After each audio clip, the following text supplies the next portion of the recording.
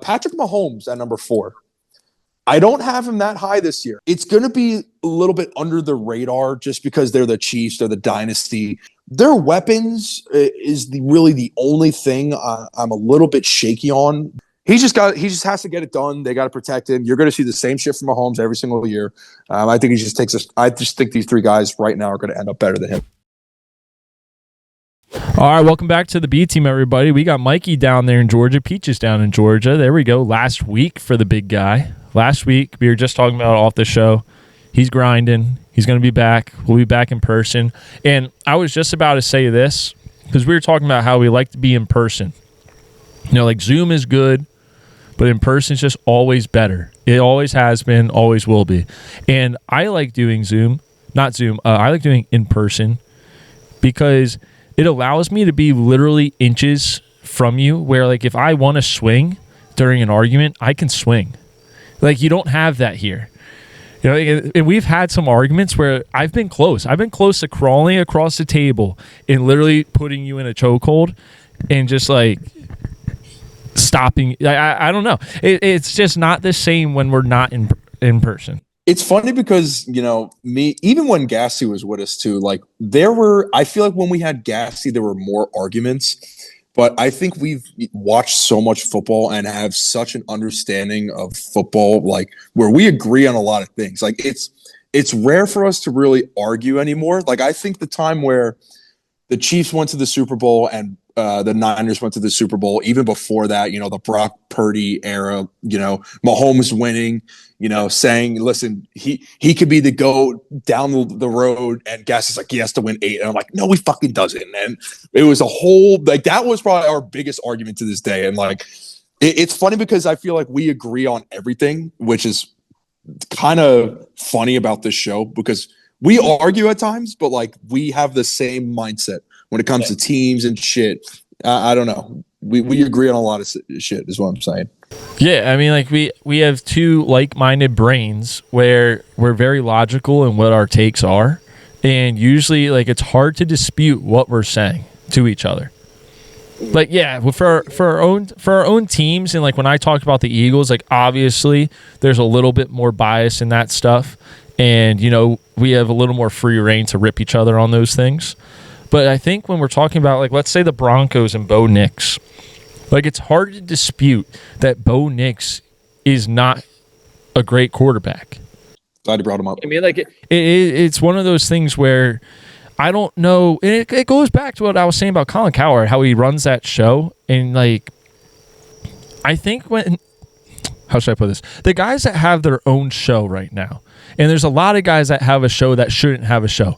Now, Colin Cowherd's someone that I do very much respect, and I think he deserves the show.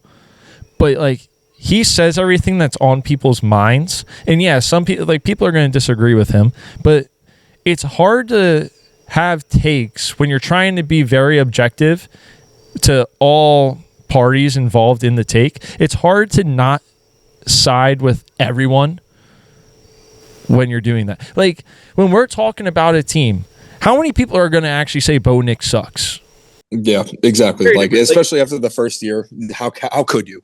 Yes, like when I say Dak is good, like, yeah, there's haters that are going to be like, Dak sucks, but they're all Eagles fans. There's no other fan base that says anything. Look at the reel we posted today. Yeah.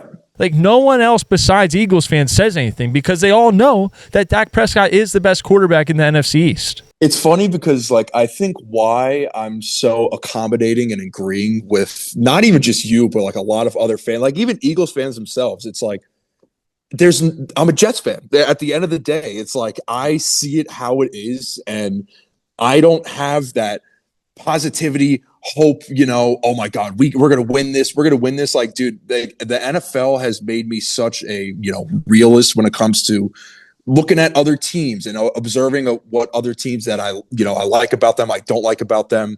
Yeah.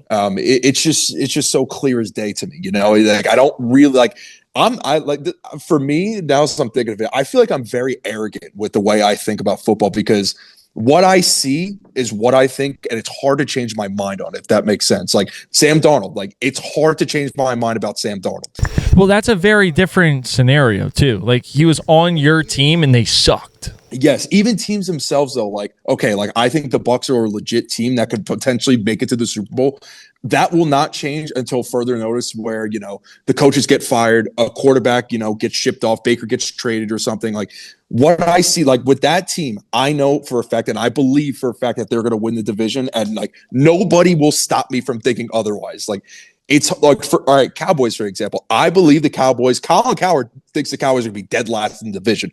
I think that's wrong. I think that is crazy. I think they are going to make the playoffs, and it's hard. It's going to be hard for me to get off of that take unless some shit happens. Like I just see how it is, and like I think that's why we don't debate a lot, like aggressively debate, because we agree on a lot of this shit. Outside of the regular season, it is hard to debate on stuff because there's certain things that we can debate on, like the Micah Parsons situation. We had the Aaron Rodgers situation, DK going to Pittsburgh for that money, the decisions in the draft. Like those are debatable things. But when you're talking about like 90% of the offseason, it's very black and white in terms of stuff we're talking about. Like, look at the ESPN shows. They talk about the Cowboys every day, and there's been one thing to talk about every day. Like, it's a Micah Parsons situation, which I'm not very happy with what Adam Schefter said today, saying that there's going to be a divorce no matter what down the line. But I will say I have been saying this would be Micah Parsons' last contract with the Cowboys no matter what anyways. I don't like what's happening there, if we do want to get into the football that we're here to talk about. Mm-hmm. Come on, let's do it. That whole situation, it's just baffling to me. And I'm at the point where there's no way that Micah Parsons is going to leave the Cowboys. I've been on this stance since this whole drama started. I think that this is already a done deal, and it's getting dragged out. They just aren't coming together and signing the papers. I think Jerry Jones also was a little caught up with his new TV show, which comes out this week on Netflix if you want to watch it. Great team, a lot of Super Bowls in that one. Now I can say I don't have to watch them on VHS either, which is pretty cool because I'm going to watch them on Netflix. No, but like you just got to sign the guy. Like if he ends up in green and yellow this year or in blue and red up in Buffalo, I actually might die. It would be one of the biggest fumbles of all time if they let a guy like that go. And again, there are so many factors that play into this. Does Micah want to play in Dallas? Money speaks. Look at Myles Garrett. Oh, I just don't think this team is ready for a Super Bowl. Here is $1 gazillion for you. Oh, you know what? Listen, this team has the potential to reach the Super Bowl. Like money speaks at the end of the day. Dallas fans love Micah Parsons. He fits in Dallas, America's team. Like he is what they need, and he is so important. We had this conversation last year, where CD and Dak and Micah, I know obviously with finances and everything, but you got to find a way to keep all these three guys. And they already got CD, they already have Dak. Micah is, they don't want to say it, but like he's just probably one of the more important guys on the team, and they got to get it done. You can't again, it's not like you're gonna cut him or he's just gonna walk and he's gonna go to a team. Like you still have control over him. You still, if he doesn't want to be here, you can trade him and you can get a massive, massive haul for him. But I just don't think it's good. I don't think it's healthy for the Cowboys. I don't think it's good for approaching 2 weeks from now, week 1. Yeah. You're the first game listed on the NFL season for 2025. Like I just don't think it is. They got to get it done. They got to get it done because it's going to keep dragging. It's going to cause distractions in the locker room. Get that shit done and get ready to play the Eagles on September 4th. Get ready. Like, come on now. Like, if we sign Micah Parsons before the season, 1, we're winning in Philly. And 2, we are a legit Super Bowl contender. I know people are going to clown me saying it's our year. I'm not saying it's our year. I'm saying we would be a Super Bowl contender that would be there at the end of the season and be a problem for people. I think the defense with Micah Parsons is a top 10 defense. And I think the offense, now that we have George Pickens, is going to be probably a top 5 offense as long as Dak stays healthy. I wish I could take the Cowboys for my mortal with the spread. It's killing me because I know you're going to take them and I know that'll be the mortal. But first pick. I know you do, and I want to take them so badly. Like that game 1, I think that is where I put some money down, and I start rolling it over. I was thinking about some stuff today, and I'm resorting back to my old ways. I was talking to Lucas about it, and he was like, "Dude, do you hear yourself right now?" I'm like, "I think I liked him with the points." Like, I'll let you put the pieces together and just look at the slate and be like, "Bro, this is definitely a game that Mike would take the fucking underdog, and everyone would think it's egregious." I can't wait. You'll figure it out within like 1 or 2 games. We had 2 weeks. But yeah, there's nothing much else really to talk about the Micah Parsons situation. I don't know how ESPN keeps coming up with segments about the Cowboys, to be honest with you. We love to talk about them. We gotta wait for updates. That's it. We have to wait for some updates. This show is going to monitor the updates, and we will proceed from there. Yes. I have it up right now. Every show over the last 2 weeks, I've just had Adam Schefter's Twitter up, and I'm just waiting for him to post something that's like Micah Parsons finally signs with the Cowboys, and it never comes. I'm hoping this is one of those situations where we end the show and breaking news occurs, because that does happen to us. I wouldn't be shocked. I need it to happen. But all right, let's get into one of my favorite segments of last season, which was the quarterback rankings. Mike, we're going to get into your rankings here in a second. Almost every team in the NFL currently has their quarterback named for opening weekend, week 1. The only team that is still up in the air is the New Orleans Saints. Kellen Moore hasn't named a starter yet. You have Spencer Rattler down there, and you have I always butcher his name. Tyler Shuck. Shuck? Yeah, like Shuck. Like shucking corn. Like all shucks, correct. Got you. Yeah, so you have Shuck and Rattler. That's just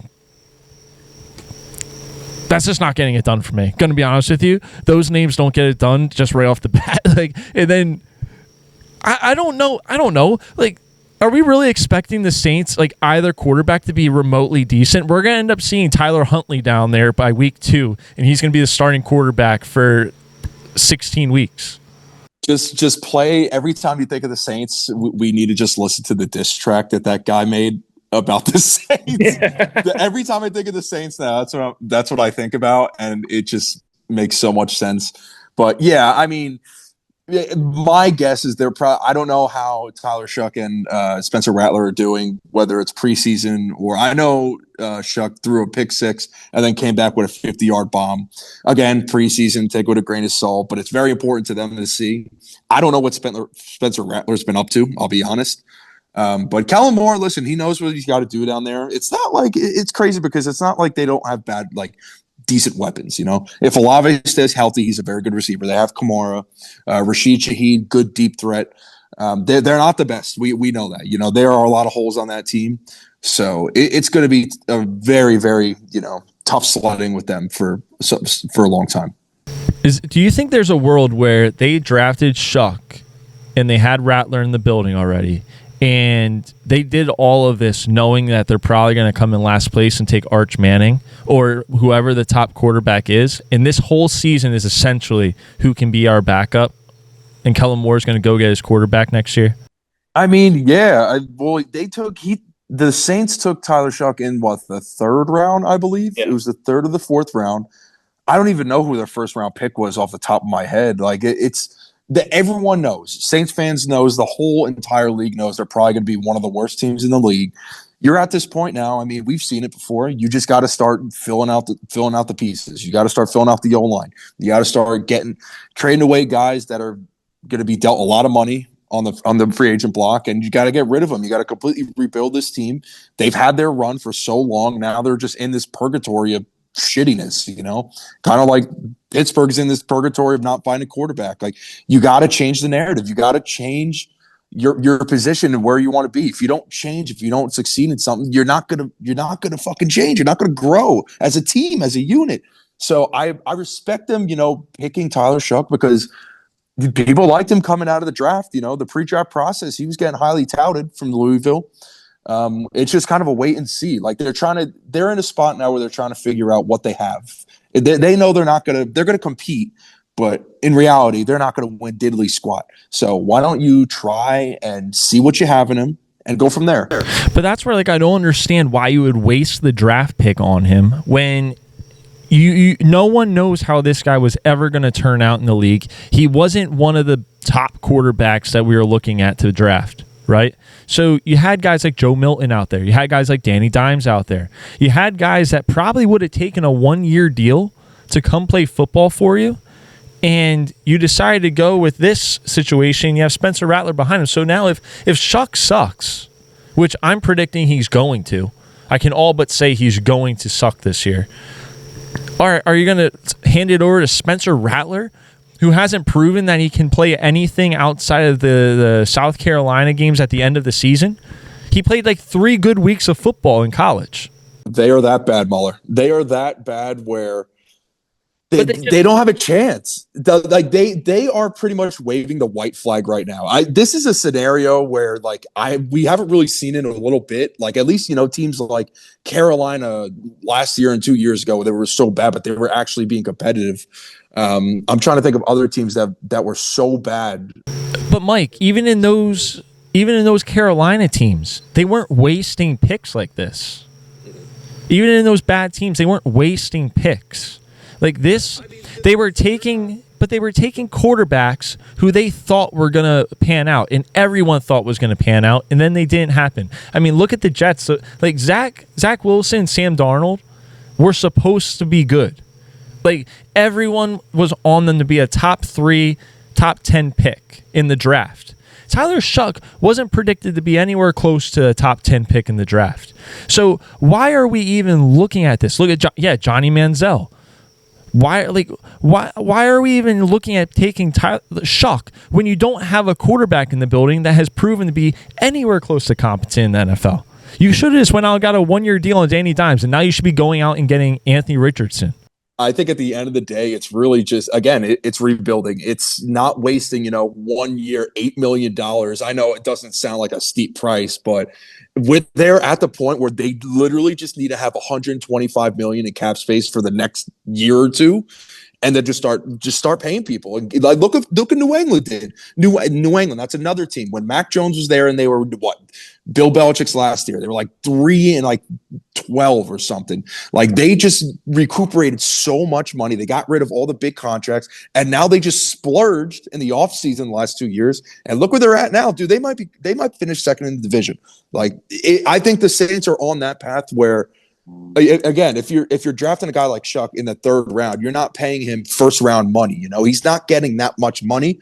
So to me, in my opinion, it's all coming down to building capital, and then when the time is right, start spending on people. That's what I think. Like, follow, subscribe. Like, follow, subscribe. Like, follow, subscribe. Back to the show. Speaking of Danny Dimes, he got announced as the starter for the Indianapolis Colts this morning. Joe Flacco was announced yesterday, I believe. Mike, we knew it. Oh yeah, it was obvious. So obvious. I wish I could have bet it, bro. There was I didn't even look. I know I did not look because I cannot bet in Georgia, which sucks. But he was like plus 1,200. I think did I send you something about it on Instagram? Yeah, Stephen Che from Barstool. Bro, plus 1,200 to be the starter. That was I can't believe the odds were that high, dude. It was never. I'll start with Flacco first, and then I want to get into Dimes because I'm gonna elaborate on Dimes a little bit more. But it's the right choice. It is the right choice. You have him there for a reason. You are going to try to win no matter what. With the Saints too, they're going to try to win no matter what, but they're just not good enough. With the Browns in their situation, they are going to try to win. It's not the sexiest pick, but you're not rushing the guys you just drafted. If they were, a top 1 to 5 pick overall in this draft, then it's a different story, okay? Like guys like Jackson Dart, who's picked later in the first round, he might have a shot to start. We'll see, but it's not off the table. But Shador and Dylan Gabriel were drafted in 5th rounds and later. I believe, or Dylan Gabriel was drafted in the 4th, 3rd, whatever, so be it. Clearly that division is loaded, but Joe Flacco does give you the best chance to win. Crazy enough to say, I know he's old, and I know he's almost a fossil, but he still has some left in the tank. It's the right move. Dude, Joe Flacco has a great spiral. It's clear. Yes, he does. And bro, let's not forget, I think it was 2 years ago, he played for the Browns. He went on like a 4 or 5 game win streak and took them to the playoffs and lost. But like people forget about this shit. Like Joe Flacco, he's old as hell. But if you have that much trust in your O-line to just let him sling it, he played better than AR. We'll talk about him next, but you might as well, dude, let the young guys learn. There's no need to rush them. Like you don't want to do what the Jets did and thrust Zach Wilson in there and thrust Sam Darnold in there and them just completely shit the bed. It's going to take time. It's going to be a, quote unquote project. So you got two guys there. Deshaun Watson, don't even know at this point. Kenny Pickett, he's out of the picture. Like, let them wait. There's no listen, week 5, week 6, you're 1-4, you're 2-4, something like that. It's time. You're going to make that decision. I think everything they've done this offseason and how they've handled the offseason has been spot on for the Browns, which sounds crazy. I think they've handled it perfectly. We talked about this. The preseason is going to be important for Shador. It's going to be important for Gabriel, who both of them looked really good, by the way. So they got a nice, good problem on their hands. But Flacco gives you the best chance to start, man. And why not? Just roll with it. Learn. You want to develop those rookies. Let them learn. I agree with you. They announced that both rookies are actually going to be third and fourth string. I don't know. I think they're going to ultimately end up moving one on next year, if not by the end of this year, because one of them's going to have to not suit up every game because they have Kenny Pickett as the backup currently.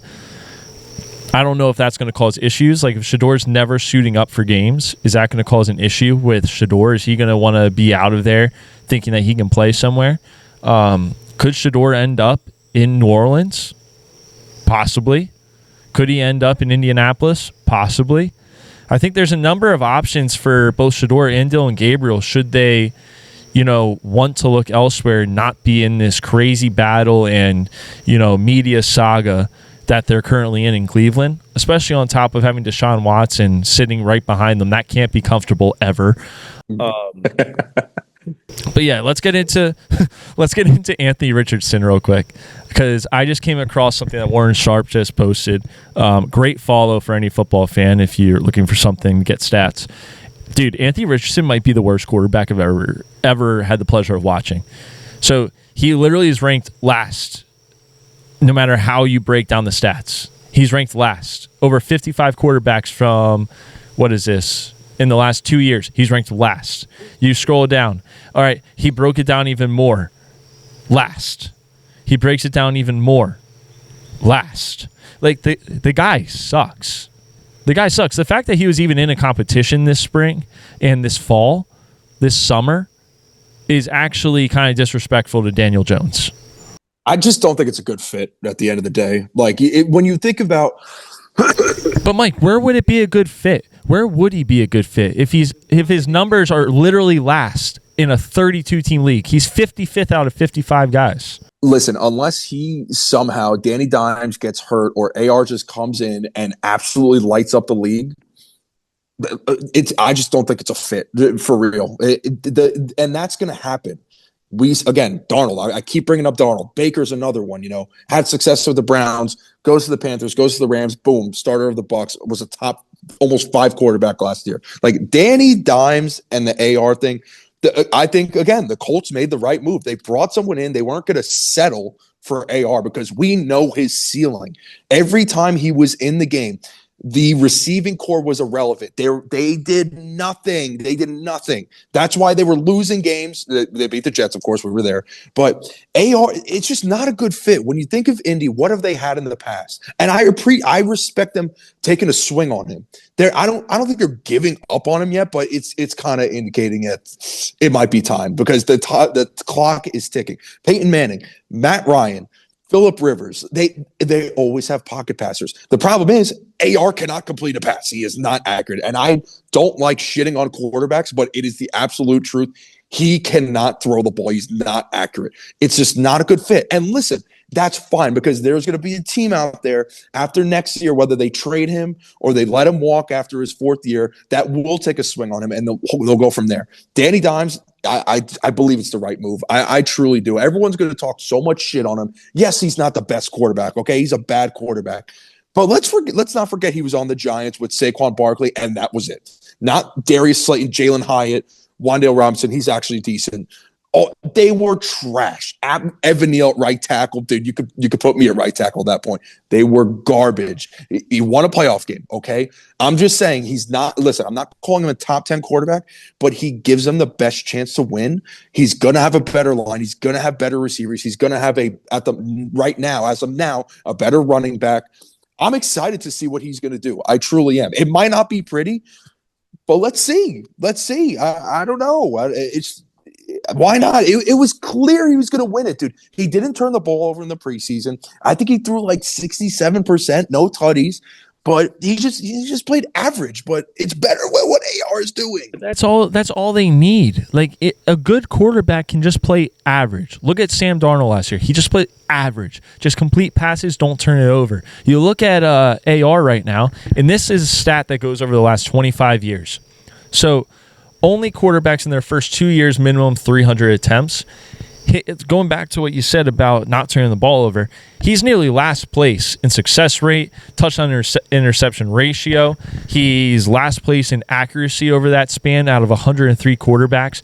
I mean, over the last 2 years alone, on passes over 7 yards, which is pretty frequent in the NFL nowadays, he's last place in accuracy. He throws at a 38% clip when the league average is 59%, I think it said. So, like, I think anyone that they put there, as long as they completed passes and didn't turn it over, was going to beat him. I just can't see, with Indianapolis, I can't see him having a future at this point. I think he's going to be a backup this year, and you're going to see him in a different uniform next season. Because Indianapolis won't ride with Daniel Jones over the next couple of years. Yeah, well, now they're in an interesting position because clearly I think they know too that they're looking at both of these quarterbacks as, bridge quarterbacks to whatever's coming in the future. But it's funny that we have two of these segments that they listed Joe Flacco and then Danny Dimes, because when Joe Flacco was on the Colts, what was this, last year? Probably last year. Yeah. The receivers actually were getting the ball. Bro, Michael Pittman had one of his worst years under AR. Josh Downs was having a great year until AR came in and was trying to be a quarterback. Alec Pierce looked better with Joe Flacco. Like, he cannot. Defenses are smart because they're going to just try to let him do whatever they want. They're going to contain him in the pocket, and it just hasn't worked. It hasn't worked, and honestly, good for the Colts. Essentially, they're giving up on him. They have to. You've invested way too much time. He got injured pretty much his first preseason game. Like, it's a clear indication. It's clear. So they are giving up on him. Pretty much. Like, they're going to have one more year on his deal. So this is going into his third year. He's going to be going into his fourth. They're not going to take over his option unless, again, he goes absolutely berserk. He goes, top 8. I just don't see it happening. Unless he buckles down and learns how to throw to a receiver, I don't see it happening. And it sucks because I don't want to shit on the quarterback because he's a human being at the end of the day, but it has not been good. And hold on a minute. Colts fans are like beside themselves because that Danny Dimes is starting. Like, you don't know ball. Like, how many more years were you going to, like, Colts fans, I'm speaking to you, how many more years were you going to sit there and allow a quarterback that's literally last place in almost every category be your quarterback, and you were going to support him? At least when I support Dak and Eagles fans are like, that guy sucks, he's one of the worst quarterbacks in the league, at least Dak is still like top 10 in stats, so I can rebuke it. Like, what do you actually say, Colts fans? Please comment on this right now. What your argument is for AR? Like, what does he actually do well? Because, yeah, okay, you could say he's very fast and agile and he can run. Yeah, the only problem is every time he does that and he gets hit, he breaks his back, he breaks his leg, he breaks his hand, he gets a concussion. Like, the guy sucks at doing what he's good at. How can you possibly support this guy? It's funny because, like, I know that feeling of just holding on to a quarterback and just, you see it. Like, there's some potential, but it just doesn't happen. And then you have to wait until he goes to another team to see the potential. Think about the Bears with Justin Fields, me with fucking Darnold. Like, there have been so many instances where I've seen people cling onto quarterbacks that they like. They go to one game, they see one game. For me, it's Darnold Thursday night against the Texans. I'll never forget this. And against the Packers against Rodgers. Like, you see glimpses and you're like, yo, like he can be good. And then over time, you just keep thinking it and it just doesn't happen. It's like your subconscious is just latched onto what he could be. It doesn't work like that, sadly, bro. And that's the problem. It's like when you don't have a quarterback, you're looking and you're praying for one, and it doesn't happen. So I know what you're going through, Colts fans. I know. Believe me. That's not good when the Jets fans, like, I know you're going through, Colts fans. I'm getting worked up over this because, like, I've been through this shit so many times, and it's so infuriating because you just all you want in this league, which we haven't had since 1969 or Fitzpatrick in 2015, is to just have a competent quarterback who's going to win you games. It's been impossible. I'm not going to get down the rabbit hole here, but I get it. I understand. All right. Well, before we get into the actual top 10, that's not cool. All right, before we get into the actual top 10, this just came across my desk over here. So Micah got signed. Are you serious? No, I thought you were going to say that. They didn't tweet it. No, so this just I was just like, I went on the Twitter to see if he got signed. Didn't. And this couple was reviewing a burger in Georgia, right? You saw it? Yeah. And they got hit by the car. Dude, first comment, which Georgia player was it? That's a good comment right there. It's a good comment. Was it OnlyFans model or something? Huh? It was an OnlyFans model, right? The girl? Was it? No, I don't think so. Mike, you might have just outed yourself. Do you know that? Well, I just saw it. It was a guy and an OnlyFans model doing a food review in Georgia, eating a burger. Oh, okay. Yeah. No, I didn't know it was an OnlyFans model. That's news to me. Yeah, typical. All right, let's get into your top 10. So we are doing what you think is going to be the top 10 at the end of the season, I believe. And then during the season, we'll do week by week who's the top 10 after that week, right? So week 1, you'll do who's the top 10 quarterbacks in the league. And we're going to see if what you say after week 18 matches this one, because we will no doubt forget. Yes, we always do. I think during the year, there's 18 weeks. We can maybe do every 3, because if we do every single one, there might not be that much change. That's what we did last year. Yeah, we did something similar. It was like every 5 weeks, I believe. Yeah, let's do every 3. We got 18. We can do it 6 times. It's perfect. Quick math. Okay, so I did top 12 because they're considered honorable mentions. Yes, they are 2 honorable mentions because I was looking at a lot of these quarterbacks. I'm like, man, like I think this guy's going to be good. And there are some that aren't even honorable mentions that I still think are going to be good. For example, Caleb. I don't have him on my list. Lucas is going to kill me for that. But like, I think he could be a top 10 quarterback. But I just think there are other guys I think are going to be better. I'm going to get shit on for some of these. But I'm going to start at the end. I'm going to go 12-1. So 1 being the best quarterback at the end of the year, and then to 12, do the rankings. Complete the math. So number 12, so number 12 is my honorable mention. So 12 and 11. I have Bryce Young at number 12. I have Bo Nix at number 11. I think Bryce Young takes a massive jump. He's got better weapons now. I think he's getting familiar with the system. I mean, last year you saw the difference. You saw the difference. I just liked the way he looked. I liked how he threw the ball. I liked how he operated in the pocket, outside of the pocket. He's definitely ascending, in my opinion. And Bo Nix, number 11. I mean, I think he's also ascending. Sophomore slump. I don't know with him because that Denver's only getting better. They are a pretty playoff team. Cortland Sutton got signed. Their defense, I think, is the main attribute of this whole team. I think they'll overshadow Bo Nix, but I think Bo Nix is going to play better. I think he's going to have his days, but I still think he's going to throw a lot of numbers up because his receivers, I mean, he's got good connection with Troy Franklin. He's got Cortland Sutton, Marvin Mims.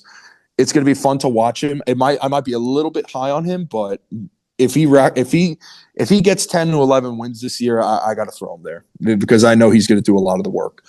Top 10, here we go. Let's do it. Give me number 10. Number 10, I have Jared Goff. I had to include him because he's been a top 10 quarterback every single year since he's been on the Lions. He's been great. Even though Ben Johnson ain't there anymore, he still has a loaded arsenal of weapons. Amon-Ra, Jameson Williams, Sam Laporta, Jahmyr Gibbs, David Montgomery, Dan Campbell. Can't forget about Dan Campbell. He's got the weapons. He's got the line. I know Frank Ragnow did retire, so that might not be good. But Jared Goff, listen, you keep him protected. He's going to make the throws. He's going to rack up the numbers. They are a high-scoring offense. So based off the numbers, I got to throw him in there. So Jared Goff. Number 9, Dak Prescott. Dude, I was so worried you weren't going to put him in there, and I was going to have an absolute all-out fight for my life over here. So I'm glad he made it in number 9. I'm sure that's going to end up higher at the end of the season. Continue. My goal was to put. I am that high on Dak Prescott this year, just because he added George Pickens. It makes that much of a difference. Yes, you added Brandon Cooks, and it didn't make that much, I guess, but. I just see a jump. I see a jump with this team. Last year, it was kind of, hey, let's just put that behind us. It was kind of a wash. I think this whole team has a chip on their shoulder. They have something to prove, and depending on Micah, whatever. But I think this offense is going to be interesting to watch. The running back situation. If Jaden Blue is going to be the pass catching down back, or Miles Sanders. I think Shoddy's going to devise up some things where they're really just, they're throwing a lot more screens. They're getting them and swinging out left or weak or strong side. And CeeDee Lamb, obviously top 3 receiver in the league. He's just going to, I don't know. Something about this team just feels different. And I just feel like they're ready. They're ready to compete. And I think that week 1 against the Eagles, listen, you're going against a good defense in Philly. I think he's going to show out, man, for real. So I got him at 9. I think he's going to have good numbers this year. And yeah, I'm high on him. Number 8, you're not going to like this. I got Jaden Daniels there. A little bit lower than a lot of people would probably have him. They'd probably have him at 5, 6. I have him at 8. Just, kind of sophomore slump, but he's still going to be really good. They're going to have a tougher schedule. So, you're going to see those weaknesses come out of Jaden Daniels here and there. But I still believe in what he possesses as a quarterback. He's got Debo there. They're gonna have Terry McLaurin back. I'd be shocked. Cliff Kingsbury. I think him and Cliff Kingsbury have been a very good duo. The last first year that they were together, I think they're just gonna keep building on it. He's gonna keep rushing around, and he's gonna be hard to play against. So Jaden Daniels at 8. Number 7, I got Herbert. This is the only one I'm a little bit iffy on. Mike, I don't hate that. Because I do think that they added pieces that can actually help him and help the team in terms of getting wins. And there's something think about the quarterbacks that are consistently in the top 10. They win games. How often do we put a guy in the top 10 that's losing games? Very little. You know what I mean? But football is a two-sided game. Look at Joe Burrow. Joe Burrow is the exception. He gets in, but he's the only one whose defense is such dog shit that they don't win games. I mean, he should not have played in that preseason game. I'm sure we'll get into that in a little bit. But think about every quarterback. They win games, and some of them have very good defenses that help them out. They're just a good, I think they're just a good team overall. I think they got really good players. It's just now meshing it all together and winning games, like you've said. The defense needs to fucking make a stand in the AFC West for once. Apparently, Lucas was telling me they were one of the best defenses last year. Did not think they were at all. I guess they were based off the numbers. Don't know, whatever, doesn't matter. But you bring back Keenan Allen, which doesn't seem like a big deal, but you now have a guy that can play alongside Ladd McConkey, who's going to go crazy this year, and Quentin Johnston. I mean, if he could just catch a damn ball, it would actually boost Herbert's numbers. I just like the direction that they're heading in. I think Jim Harbaugh is there. He's developing a culture, and you got a guy like Omarion Hampton and Najee Harris. They got some studs on that team. It's now just catching the ball and helping out Justin Herbert. I still think he's a top guy in this league. We just haven't seen it because he has not performed in the biggest moments yet. Even though he's only been there twice, if he made it this year, I'm putting my money on them. So Herbert at 7, Baker Mayfield at 6. Do I need to say more? Do I have to? Baker Mayfield is a stud. He is an elite quarterback. People should finally realize this. He is very good. Micah Egbuka is now on the team. Jalen McMillan, I hope you're okay. I think he sprained his neck, not looking good. So Micah Egbuka is going to get a lot of time. And Chris Godwin, obviously him being hurt, they're going to look at his first couple games, maybe throw like 3 picks, still win the game. Bucky Irvin, Baker Mayfield at 6. Number 5, okay, Philly fans, congratulations. Jalen Hurts is at number 5. Do I have to say more with Jalen Hurts either? They're going to hate that, Mike. They're going to hate that. Why? Why should they hate that? He's a Super Bowl champion, bro. He's a Super Bowl champion. Dude, they're stupid. They're stupid. Take your top 5 and get on with it. Mike, who's number 4? Thank you. Patrick Mahomes at number 4. I don't have him that high this year. And he is going to go crazy. Listen, 1 of 4 are interchangeable. I think we all could figure out who's going to be in the top 4 quarterbacks of, the NFL right now. Mahomes at 4, it's going to be a little bit under the radar just because they're the Chiefs, they're the dynasty. He's still going to be a great quarterback. Their weapons is really the only thing I'm a little bit shaky on. They find a way to do it. Rashee Rice, how long is his suspension going to be? Xavier Worthy, can he solidify himself as that wide receiver 1? They drafted that guy from Utah State, Royals, I believe.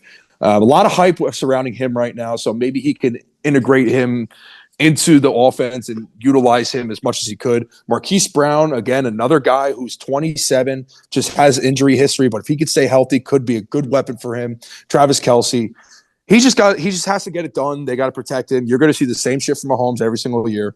I think I just think these 3 guys right now are going to end up better than him. So I have Joe Burrow at number 3. You could put him at 1. You could put him at 2. Doesn't really matter. Joe Burrow is going to go crazy this year. Josh Allen, number 2. Again, it's really weapons for him. It's kind of like Herbert, like them making plays for their quarterback. Josh Allen's going to make any play he could. He's going to run. He's going to truck somebody. He's going to throw. He's the jack of all trades. He could do everything. Number 1, Lamar Jackson. Previously, just based off our episode, I have him as an MVP.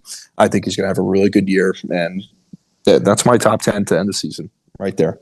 I like the list a lot. CJ Stroud is one guy that I didn't really know where to place him. He could be number 7 overall. Justin Herbert could be shit. Who knows? Dak Prescott could be shit. Who knows? Jared Goff could be shit. Who knows? I don't know. There are a lot of good quarterbacks in this league. I'm going to get hate on Kyler. Dude stinks, okay? Jordan Love, I'm going to get hate on that too. I got him at top 15.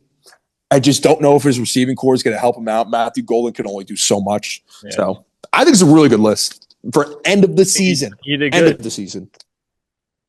Where'd you say Kyler was? Oh, he's down there somewhere. Doesn't matter.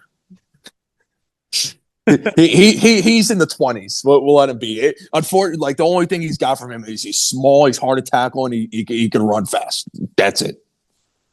Doesn't get injured. Something AR could learn from. Yeah, I'm just a hater at the end of the day. Kyler is not that bad, but like you need to feed Marvin Harrison, and if you don't, I'm going to be pissed off because he's on my fantasy teams. Please feed him. That's all I ask. Then I'll give him the respect he deserves, if he even deserves any. All right. Well, I like the list. I think that, it's hard to miss on that top 4 to 6 region. It's more, can those guys at the bottom sneak into there with a very good year where they, make a playoff run? They catch a 1 seed, a 2 seed. Can a Dak Prescott get up in there? Can a Justin Herbert get up into there? So it'll be interesting. I like the list so far. I like the honorable mentions a lot. But yeah, before we head out, I want to give a last call for the golf league. I think we should pick the teams next week. We should pick the teams next week. We got to let them know. Yeah, so we got to find 2 teams. So, we still have 2 openings for teams. It's going to be awesome. So if you have not submitted a team to us, submit it now, right now. Other than that, Mike, you got anything else? Yeah, just based off this list, like there literally could be 20 quarterbacks, like the top 20, from 20 to 10. Any of those guys can be in the top 10, and I'm going to get a lot of shit for it. But again, guys like Caleb Williams or something, what is JJ McCarthy going to do? There's just a lot of Caleb Williams would probably be the only guy that I think could sneak up here. But I really like where I'm at. Herbert is definitely a risky one, but I just really like what that team has with him. But yeah, I like the list. We're going to keep going through it, and football starts freaking really soon. Dude. 2 weeks? 2 weeks on Thursday? We have meaningful football this weekend.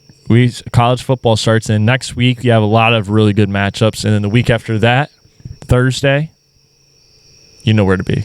What a day. Well, I can't believe we're back. I'll be home, and I am so excited to watch. Of course, I work at 11, but at least I can watch a little bit of this game, which is crazy. Wild adjustment I'm going to have to do, but, man, I'm excited. I cannot wait. Can't wait. Can't wait. Bart Scott. Good episode, though. I like the topics. I like that, that's why I texted you, because once I saw that Flacco was, got announced as a starter, Danny Dimes, I'm like, we need to just talk about that, because it's something that we've been talking about the Browns. I called the Flacco, you called the Flacco, and Danny Dimes, easy peasy. We called that too. I should have parlayed it. Unfortunately, I'm in Georgia, but good stuff. Good stuff. All this news is coming out now. We're going to see more next week. Hopefully we see the Cowboys bring out some news about Micah, and we go from there. We need it. We need it so bad. Yeah, we do. So, very good. Very good episode. All right. Well, guys, girls, elderly, we'll see you. Another one down the drain. 2 more weeks. 2 more weeks. Peace out.